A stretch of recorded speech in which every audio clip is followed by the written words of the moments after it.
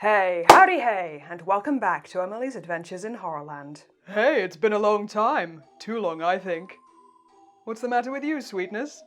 You don't look right. Don't be ridiculous. Nothing's the matter with me. Nothing wrong? You should tell that to the canvas of yourself, that you look nothing like, by the way. Probably just poor lighting today. I think it's blatantly obvious what happened. Braggett got infected with that psychic predator demon you call Lilac after she stabbed Killjoy in the face. You stabbed her in the face? I didn't enjoy doing it. It's my face too, you know. Look, if you're infected, that means that we're both in serious danger. Oh, no, not to worry. Do you remember the amulet you used to wear to keep Lilac out? Well, I'm using it to keep her in. But you'll die, won't you? Actually, you know, I've never felt better. I don't know what Killjoy was complaining about. It feels like I've got sherbet in my veins, you know? Oh, I'm sure I'll be fine, by the way. Sorry. So, it is February, and that means it's time for Stalker Month!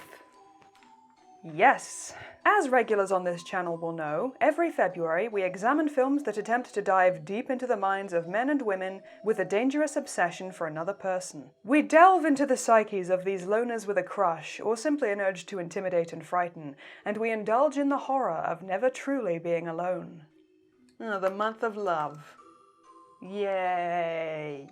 Now, 2019 actually came up with 3 mainstream stalker movies. First one is Greta, which we'll be looking at in a week or so. Second one is Ma, great performance by Octavia Spencer. And the third is The Fanatic, starring John Travolta. What do you get when you cross a mentally ill loner with a society that abandons him and treats him like trash? In this case, you get just over $3,000 on opening weekend. Now, this one had a remarkably mediocre reception, a 3.4 rating on IMDb, and yet it's still one of the more unique examples of stalking in cinema that I've seen in a while. You rock my head and you rattle my head. We'll be getting into why that is during this review, so without further ado, let us watch The Fanatic. Yep. We open with 5 to 6 distributor or producer titles, including in a weird voice. And a quote validating stalkers everywhere. That's wise. We then open for real on a shot of Los Angeles, aka the city of bullshitters, and voiceover narration from a woman we don't yet know who is also not the protagonist. Everything breaks down eventually, even a person's spirit. But Moose, he's unbreakable. If there is someone like me in the world, and I'm at one end of the spectrum, couldn't there be someone else, the opposite of me at the other end? Chocolate mousse. Ah, well, here comes our first line from Moosey. Let's hear what he says. I can't talk too long. I gotta poo.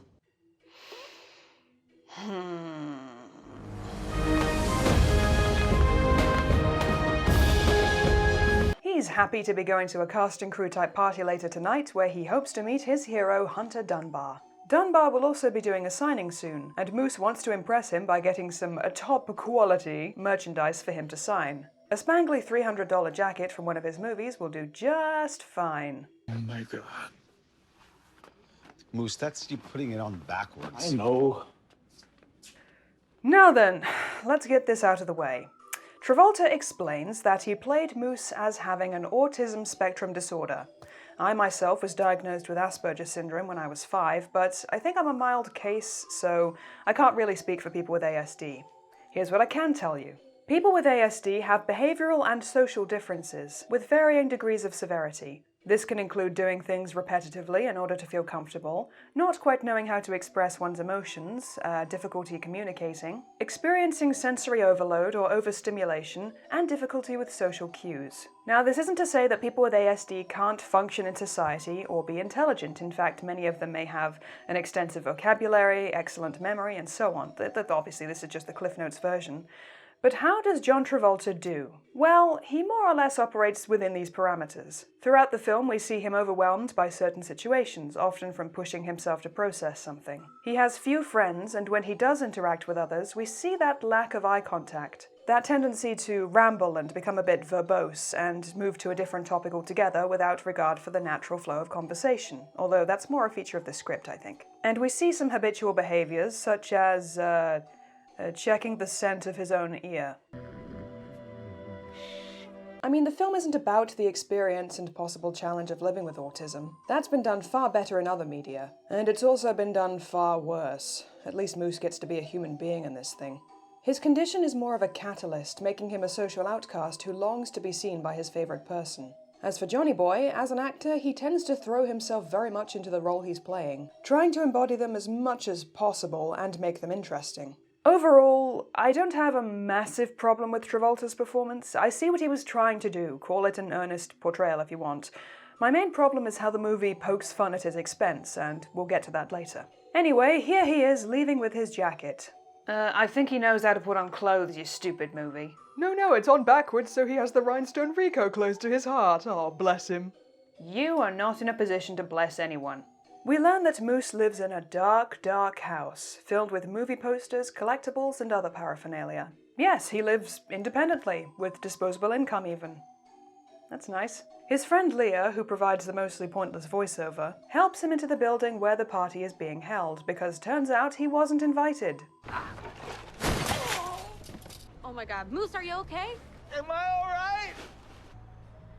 I mean, you sound alright. Yeah, I'm gonna have a problem with Leah. Moose laments the bar's lack of milkshakes and approaches a couple of actresses to ask after Hunter Dunbar, who is not in attendance. His antics get him kicked out by security. Those are the details that matter, but you can tell in this scene that he's trying really hard to sound cultured, or at the very least, regular. I'm a really big fan of yours, Amanda. I really think your work is solid in minutes into days, and I think you're really good in Kill or Be Killed. You should do more horror pictures, Amanda. Following this, Leah, a professional photographer and Moose's only friend, is quite annoyed to have been shown up in this way. But a few middle fingers later, they're back to being friends. Moose goes to his day job on Hollywood Boulevard, which involves dressing as an English Bobby and, I can't really tell. The Beatles are here! The Beatles are here! He appears to be on the Walk of Fame, where the Beatles do have a star, but then Jack the Ripper! Jack the Ripper! he definitely doesn't have a star. Is that the Quine? I don't know, Hollywood Wax Museum, maybe? London Bridge is right over there. Yeah, quit while you're ahead. Meanwhile, a dislikable street magician, Todd, performs his act, distracting the crowd long enough for his mate to pick their pockets. This seems silly to me. I mean, he has a bucket there for his tips. Why would you go for their wallets while they're also going for their wallets? David Blaine here wants Moose to be his new guy, but Moose refuses. You don't respect the boulevard, and you don't respect the fans. Yeah, you tell him, Moosey. Finally, Moose arrives at the Hunter Dunbar signing, with the famous leather vest in hand, of course. We even get Stalker vision, so we can see how Dunbar appears in Moose's eyes. But there's a problem, as Dunbar has to leave for just a second to deal with his ex-wife. Moose gets ants in his pants, predictably, and goes out there to bother them. Hey, just take it easy, buddy. Take it easy. I sure will. Just give me a minute. You thought it was okay to bring him here? It's not okay.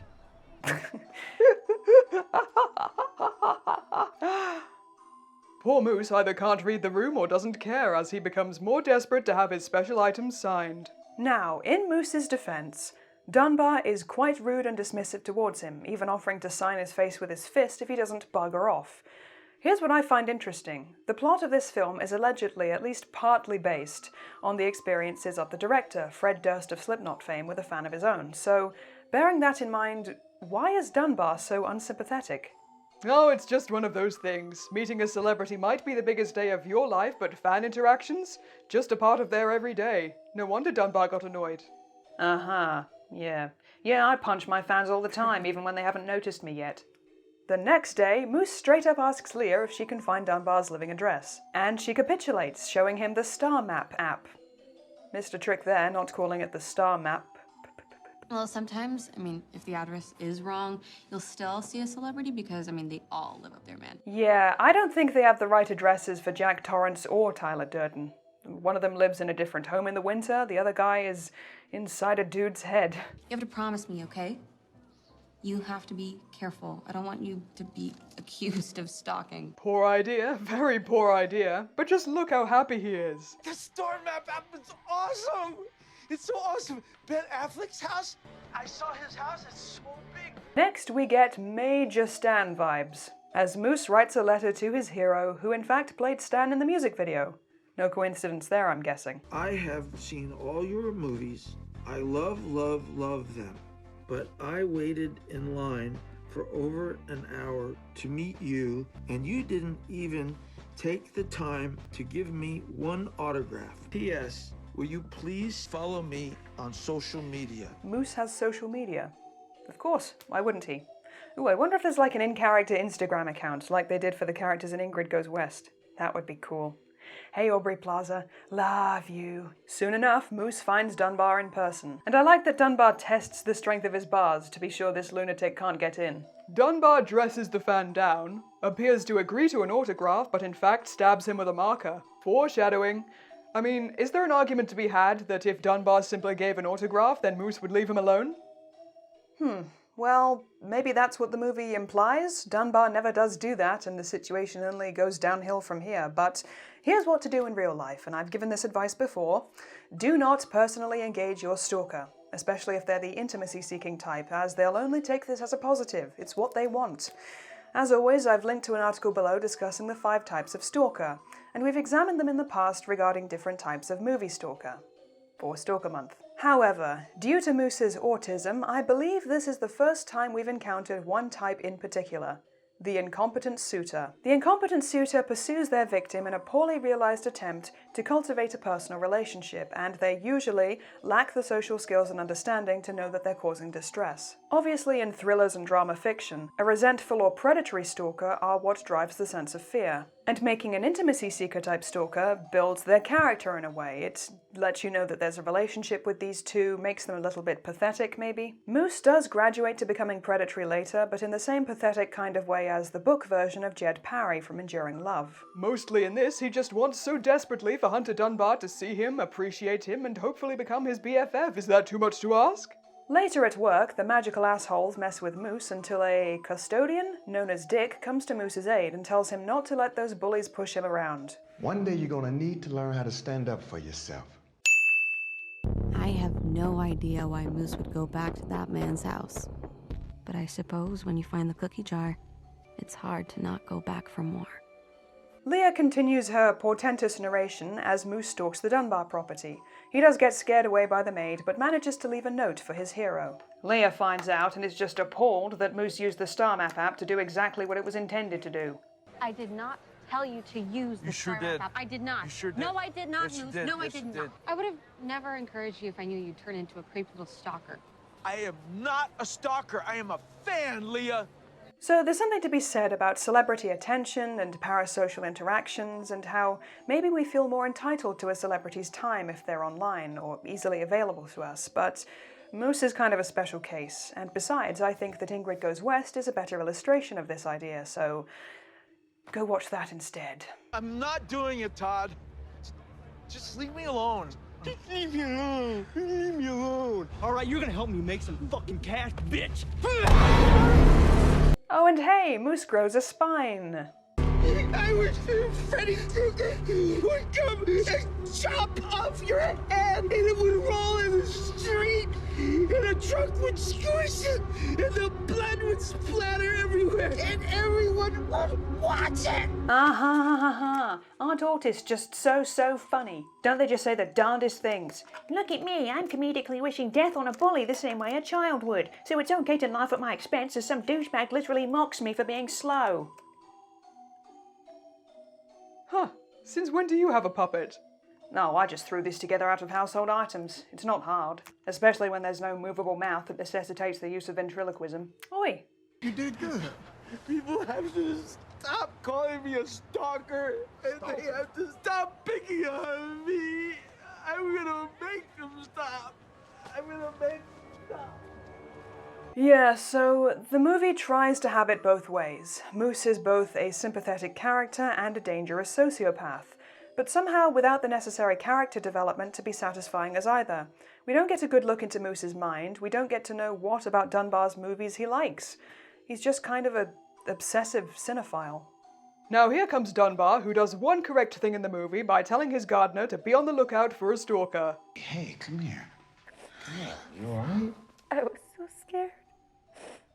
Yeah, he also smooches the maid who told him about it in the first place. Sorry, I don't think we can do that anymore. Classy move, dude. You know she has to be in your house, right? Then Moosey storms into the garden to stop Dora reading his note, and she accidentally cracks her bonce on a bird bath and dies. Jesus. I'm so sorry. That's a nosebleed. That's bad. That's bad.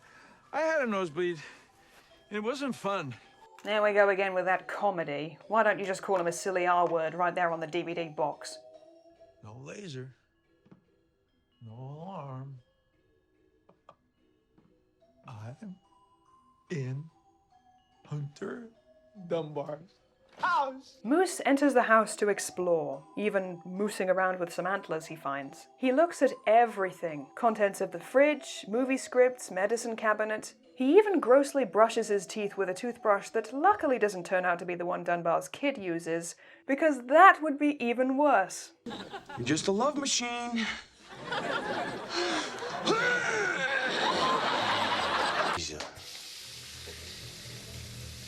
That's a horror movie shot right there.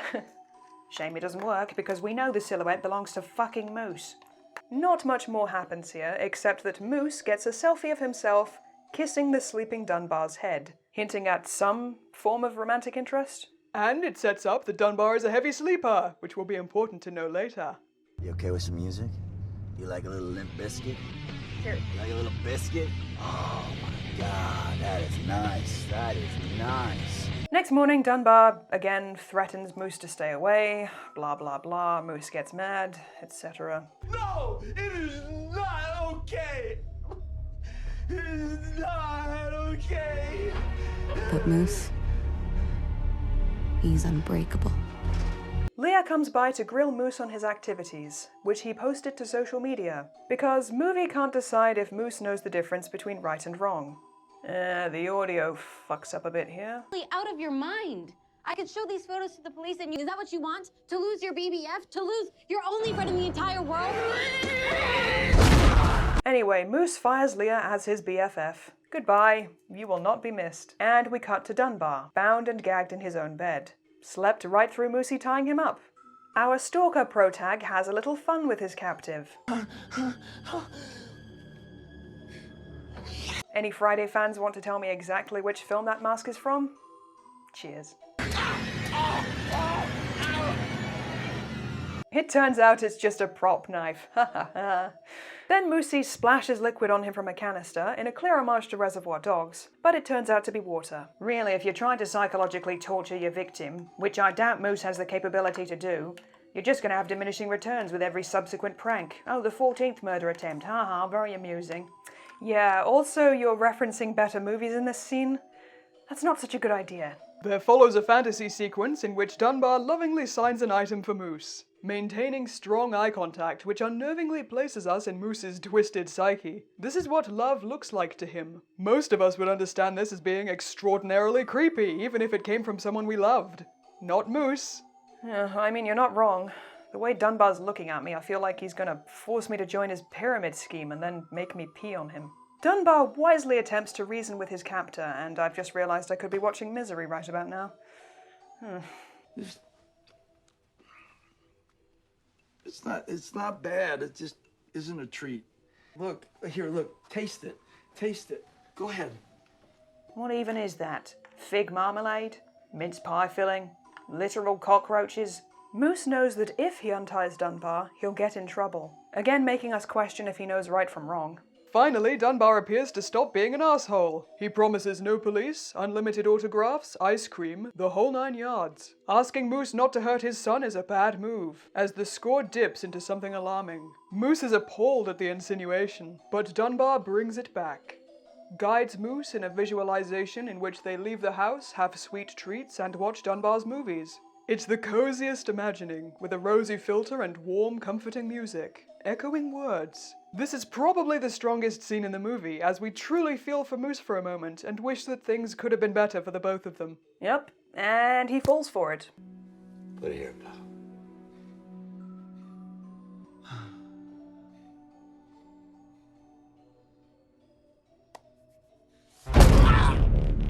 Whoop, there it is! The movie then undoes whatever good they built up there with some absolutely gratuitous violence and splatter. Why do you have 2 deadly weapons in your bed? Now I see why your wife divorced you. Probably because you tried to shoot her as she came back to bed with a glass of water one night.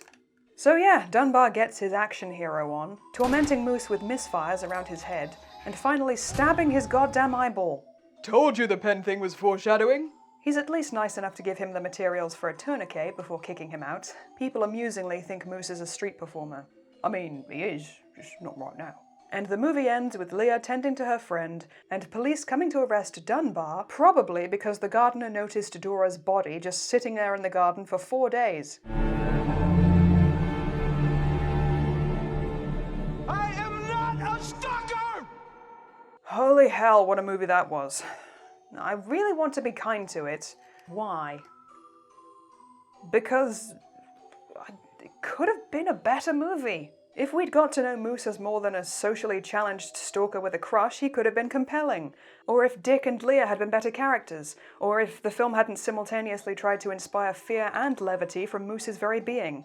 And it had some good moments. I liked the little drawings that began each chapter of the movie that reminded me of Anisomnia. I liked that Black Ceiling were among the film's composers.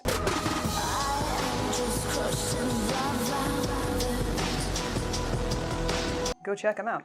I liked that the cinematography was great, from the guy who was the DP for fucking Seven. But the Fanatic... For a thriller, the sense of mounting tension was really lacking. We're never really afraid of Moose, but we never really know him either. The narration from a character who's not important, about events she did not witness, is honestly annoying. You didn't do what you set out to do. The music video for Stan does it so much better. And all I wanted was a lousy letter or a call. I hope you know I ripped all of your pictures off the wall. I'd still say Obsessed from 2009 is the worst stalker film I've ever seen, but this one was such a disappointment. There's only one word for it, really. Poppycock. For all those reasons, I give this film 3.5 jam sandwiches out of 10. Maybe it'll win a Razzie or 2. And I'm sure Braggart will disagree with me, saying I was too hard on it. Oh, well that's only because... You were too hard on it! Ah! Jesus Christ, Bauhaus. Sorry. Well, I hurt my face doing that. Yeah, we've got to get that looked at. Well, I hope you all had a lovely Valentine's Day. Stay tuned for more reviews this Stalker month, and as always, thank you very much for watching, and not trespassing on our property, and I'll see you next time. Cheerio.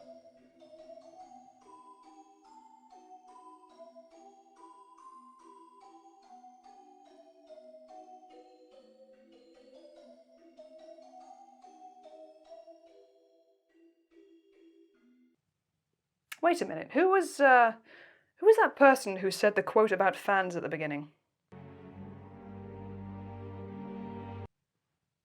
Of course.